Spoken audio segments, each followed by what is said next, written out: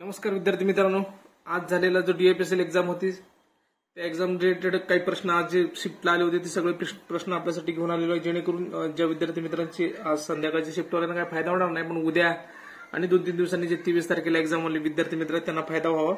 आणि आपण जे काही सांगितलं होतं आपल्या चॅनलच्या माध्यमातून आपण जे काही विद्यार्थ्यांना घेतलं होतं ते टॉपिक तर आलेलंच आहे. बघा आता तुम्हाला कसं आले काय आले ते तर कळणारच आहे, ते तर आपल्याला कळत राहीलच. जे कोणी आपले विद्यार्थी मित्र चॅनल नवीन असतील त्यांनी सबस्क्राईब करून घ्या, जेणेकरून तुम्हाला एक्झामची शेवटपर्यंत माहिती भेटत राहील. ओके, तर बघा विद्यार्थी मित्रांनो, आज काय टॉपिक आले ते बघा. मराठीला प्रयोग, जे आपण परवा दिवशीच घेतलं होतं बघा. प्रयोग 2च ग्रामरचे टॉपिक घेतलं होतं मी. शेवटच्या क्षणात काय घ्यावं आणि काय घेऊ नये यामध्ये जास्त घेतलं नव्हतं, फक्त 2च टॉपिक घेतले होते, प्रयोग आणि समास. आले का प्रश्न? याच्यावर आज प्रश्न पडले बघा. हे अलंकार एक टॉपिक थोडा आवड आहे. आता हे अलंकार टॉपिकवर मित्रांनो आपल्या आज संध्याकाळी नाही तर उद्या सकाळी व्हिडिओ अपलोड होईल, हे तुमच्याकडनं करून घेतो. चला, पुस्तक आणि लेखक बघा, ह्याच्यावर सुद्धा आपण प्रश्न घेतलेला, आपण यावर सुद्धा व्हिडिओ बनवलेला आहे आणि यावर प्रश्न आलेला आहे. ओके, बाकी तुम्हाला वाक्यरचना करा म्हणत होतो, आला का वाक्यरचनेवर प्रश्न? हे आपलं अनालिसिस असतं मित्रांनो. आपल्या चॅनलचा फायदा विद्यार्थी मित्रांना का होतंय की आपण जे काही सांगत असतो त्या गोष्टी प्रिडिक्ट बरोबर बसत असतात, कारण आपला बी तेवढा अभ्यास असतो, आपण त्या सगळ्या गोष्टी रेफर करून सांगत असतो. उगाच सांगण्यात काय अर्थ नाही. तुमच्यासारख्या विद्यार्थी मित्रांचीच कमेंट येतात की सर तुमचा फायदा झाला, तेवढंच आपल्याला मोटिवेशन भेटत असते आणि आपण विद्यार्थ्यांसाठी तेवढं करत असतो. मग तुमचं काय काम आहे की बाबा तुमच्यापर्यंत सगळ्या गोष्टी वेळेवर पोहोचण्यासाठी तुम्ही ते आपले चॅनल सबस्क्राईब केल्यानंतर सबस्क्राईब करून घ्या आणि बेल आयकॉन बटन दाबून घ्या, जेणेकरून तुम्हाला आता ही पहिल्या शिफ्टचे प्रश्नाचे अनालिसिस आहे, अजून तुम्हाला संध्याकाळच्या शिफ्टचे येतील आणि तुम्हाला एक्झाम रिलेटेड 2 दिवसापर्यंत पण मागच्या वेळी जीएमसी नागपूरच्या विद्यार्थ्यांना खूप फायदा झाला आपला. 2-3 दिवस त्यांना पण असेच भेटले असते, जसं तुम्हाला आता 2 दिवस गॅप आहे तसं त्यांना पण आपण खूप काही फायदा करून दिलेला आहे. ओके, तर तुम्ही चॅनलला कनेक्ट राहा. तर बघा, लिंग आणि वचनावर प्रश्न, म्हणजे लिंग आणि वचनावर एक प्रश्न आला बघा, त्याचे एक टॉपिक आपण घेऊन टाकू. समानार्थी विरुद्धार्थी व्होकॅब्युलरी वगैरे तर तुम्हाला करावं लागणार आहे, त्यात काही विषय नाही, ते आपलं घेणं बी बरोबर नाही. ओके, आता शेवटच्या क्षणाला. तर बघा मित्रांनो, इंग्लिशमध्ये बघा आर्टिकलवर प्रश्न आलता बघा. आर्टिकलवर, ओके, आर्टिकलवर आलतं. सिनोनिम आणि अँटोनिमवर त्यांचं थोडं फरक होतात. जवळपास दोन्ही मिळून 3 ते 4 प्रश्न आलेत बघा. 4 प्रश्न तर कमीत कमी आलेले आहेत. विद्यार्थी तर म्हणले 3-3 प्रश्न आलेत असे पण म्हणले त्याने. पण हे टॉपिक करून म्हणजे आता किती शेवटच्या क्षणात तुम्ही किती सिनोनिम अँटोनिम वाचणार असं पण नाही, पण थोडे साधारण पीओके वगैरे बघून चला. ओके, 1-2 सोपे असतात, एका अवघड असतं. ओके, तर पुढे बघा मित्रांनो, फिलिंग द ब्लँक्स विचारलं होतं. म्हणजे काय केलं ते माहिती आहे का, त्यांनी आपल्याला एक सेंटेन्स देते, त्यात एक जागा रिकामी दिलेली असते, त्यात कुठलं तरी मिनिंगफुल सेंटेन्स आपल्याला शब्द टाकायचं असतं बघा, त्यात वर्ड टाकायचं असतं, त्याच्यावर प्रश्न आलते बघा. ओके, आणि सगळ्यात महत्वाचं म्हणजे मित्रांनो, तुम्हाला वारंवार सांगत आलो, स्पेलिंग एररवर त्यांचे प्रश्न येत आहेत बघा. 4 वाक्य दिलेले असतात, त्या वाक्यामध्ये काय करतात माहिती आहे का, त्या 4ही वाक्यामधले स्पेलिंग चेक करावं लागतात आपल्याला. ह्याला आयबीपीएस पॅटर्न म्हणतात बघा. 4ही वाक्यातले आपल्याला काय म्हणतात त्याला स्पेलिंग एरर काढायचं असतं. ते तर आलते, तसले प्रश्न 2-3 तर होतेच, शिवाय आपलं साधं स्पेलिंग एररचं एखादं वर्ड होतं ते पण आलेलं होतं. ओके, तर मित्रांनो या गोष्टी आता आजच्या विद्यार्थ्यांना फायदा होईल नाही होईल ते गोष्टी वेगळी, पण उद्या जे आहेत त्या विद्यार्थी मित्रांनी बघा हे असे टॉपिक रिव्हिजन करून घ्या. ओके, एक 5-5, 10-10 मिनिटं फक्त बघून जावं, जेणेकरून तुम्हाला उद्या त्याचा फायदा होईल. ओके, आता पुढे बघा. तर मित्रांनो, मॅथ्स आणि रिजनिंगचं बघा, आपलं फेमस एकदम विद्यार्थी मित्रांना फायदा झालेला जे आपले व्हिडिओ आहेत बघा, मॅथ्स रिजनिंगचे. आपण जे टॉपिक घेतो ते कोणत्याच एक्झामला, तसं मराठीचं पण आपण घेतलेलं आहे, जीएसचे तर आपण टॉपिक सांगितलेलंच आहे, ते मागच्या विद्यार्थ्यांना फायदा झाले. आता तुमच्यासाठी पण मी परवा जे मराठीचे टॉपिक घेतले ते एक्झामला प्रश्न आले. पुस्तके मी तुम्हाला म्हणलं होतं की बाबा विद्यार्थी मित्र आपलं त्याच्याकडे कांडोळा करतात पुस्तक आणि लेखकावर, म्हणून मी 4 मिनिटाचा व्हिडिओ घेऊन आलो, जेणेकरून तुम्हाला एक्झामला प्रश्न येणार होता आणि चुकू नये, हाच उद्देश होता. आणि आपण सांगितल्याप्रमाणे प्रश्न आलेले सुद्धा आहेत. ओके, तर बघा वेन आकृतीवर प्रश्न आलेत बघा. वेन आकृती आपण तुम्हाला म्हणत होतो सारखं जीएमसी धुळेवाल्यांना, आणि तुम्हाला सांगत होते की बाबा नागपूरच्या टायमाला जे मी काही व्हिडिओ घेतलेले आहेत ना, 2च गणित बुद्धिमत्तेचे व्हिडिओ ते बघा, कारण आता इकडे वेळ नाही, मी रिपीट करत नाही कंटेंट म्हणत होतो. तर बघा त्यात वेन आकृत्या वगैरे घेतलेल्या आहेत मी, 2-4 व्हरायटीचे, सगळ्या व्हरायटीचे प्रश्न मिक्स करून गणित बुद्धिमत्तेचे ते पूर्ण 2 व्हिडिओ बनवले होते बघा. तेवढं जरी केलं असतं ना, आणि काळ कामाचं घेतलं होतं, त्यात ट्रेनचा परवाच घेतलेला आहे बघा. जे टॉपिक घेतलेत व्हिडिओ आपले फक्त 3 ते 4 आहेत गणित बुद्धिमत्तेवर. त्या 4 व्हिडिओमध्ये 4 व्हिडिओची तुम्ही जर सरासरी तुम्ही लेंथ बघितली ना, त्याची 1 तास ते 1.25 तासात होते बघा हे 4 व्हिडिओ. तर त्या 4 व्हिडिओमध्ये तुम्हाला किती प्रश्न पडलेत बघा. वेन आकृतीवर प्रश्न आहे, त्याच्यावर काळकाम, ट्रेन, सरळ व्यास, नंबर सिस्टीम घेतलेली आहे, आणि बघा सगळ्यात famous IBPS symbol number alphabet series असणारी सिरीज बघा. हे प्रश्न कुठेच भेटत नाहीत तुम्हाला. आपण ते प्रश्न खास काढून आणले होते की विद्यार्थी मित्रांना नवीन वाटू नये हे प्रश्न म्हणून.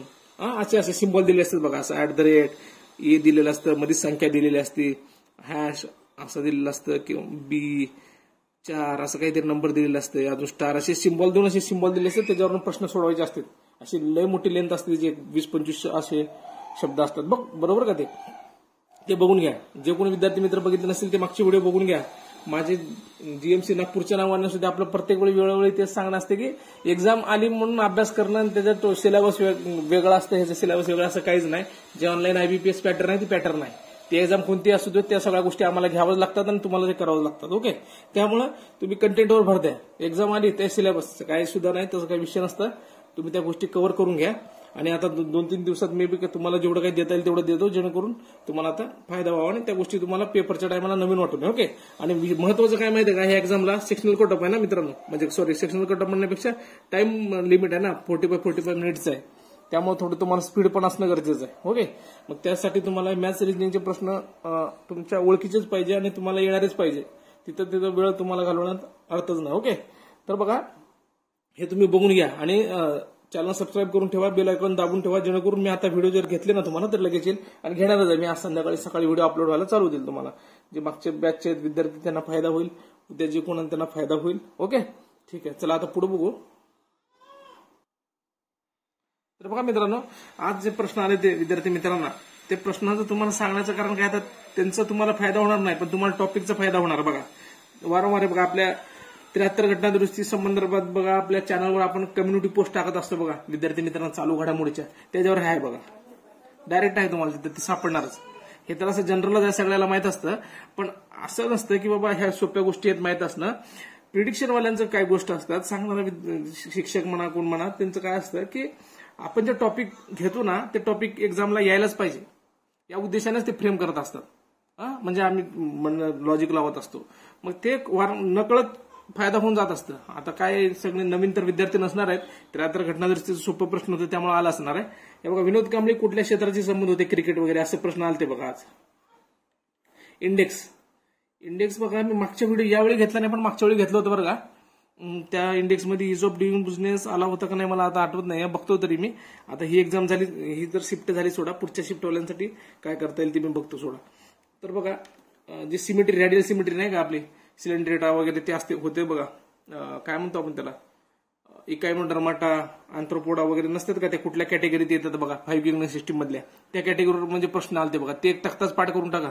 आणि जर कोणी विद्यार्थ्यांना तक्ता माहित नसेल तर आपल्या टेलिंगल चॅनल जॉईन करून टाका. मी तुम्हाला लगेच ते फोटो पाठवून घेतो. 10 आहेत ते 10 प्रकारचे आहेत, तुम्हाला लगेच कळून जाईल त्याचे. ओके, त्याच्यावर वारंवार फोकस केलेला आहे सायन्समध्ये. ओके, त्याच्यावर खूप प्रश्न आलते, विद्यार्थी आपल्याला सांगितलेले आहेत. व्याघ्र प्रकल्पावर आलते बघा, परवा व्याघ्र जनगणना वगैरे घेतली होती, ठराविक व्याघ्र प्रकल्प ते सांगितले होते, आलं बघा प्रश्न. आणि बघा कोणतीही एक्झाम असते शिवाजी महाराजांना रिलेटेड एखादा प्रश्न असतं म्हणून आपण मागे अष्टप्रधान मंडळ वगैरे त्या विद्यार्थी मित्रांसाठी घेतलं होतं, पण हे आता आपल्या यावेळी घेण्यात आलेलं नाही. पण तुम्हाला आता माहिती असू द्या की प्रश्न कसे येतात. आता हे महालक्ष्मी मंदिर बघा, पर्यटन स्थळामध्ये मी घेतलं होतं महालक्ष्मी मंदिर कोल्हापूरचं, त्याच्या रिलेटेड प्रश्न आलता बघा.